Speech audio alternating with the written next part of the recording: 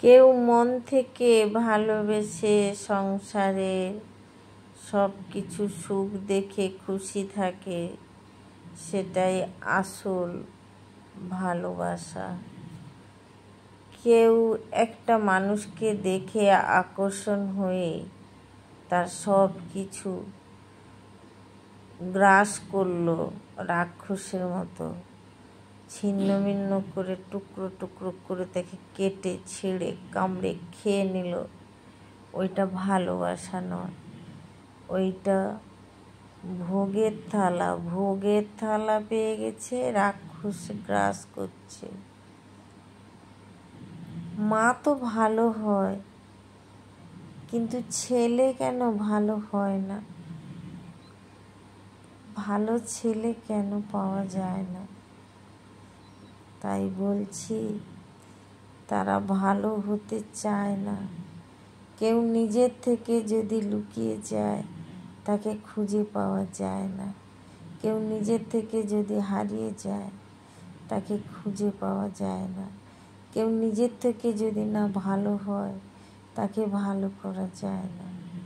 ভালো মানুষ হতে হলে, ভালো মন হতে হলে প্রথমে তাকে পৃথিবীর কীট পতঙ্গ, পশু পাখি, প্রকৃতি, জল, সবুজ চাষি হতে হবে। সবাইকে ভালোবাসতে হবে, তবেই সে ভালো মানুষ হবে।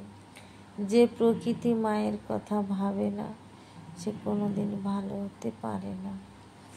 তাই ভালোবাসা আসল হবে যেদিন সে অনেক কায়িক পরিশ্রম কষ্ট করে 2 পয়সা দিয়ে নুন ভাত খাইয়ে খুশি করে রাখতে পারবে সবাইকে, সেই আসল মানুষ।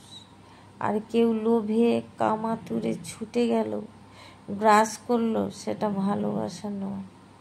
সেটা কোনো প্র্যাকটিক্যাল ভালোবাসা নয়। সেটা কোনো স্নিগ্ধ ভালোবাসা নয়। সেটা কোনো শুদ্ধ ভালোবাসা নয়। সেটা লোভের চাহিদা, লোভের জন্য চাহিদা মেটাতে ছুটে আসে, ছুটে আসে। মনে হয় দেখলেই যেন পড়ে যায়, মরে যায়। এমন ভালোবাসা চাই না।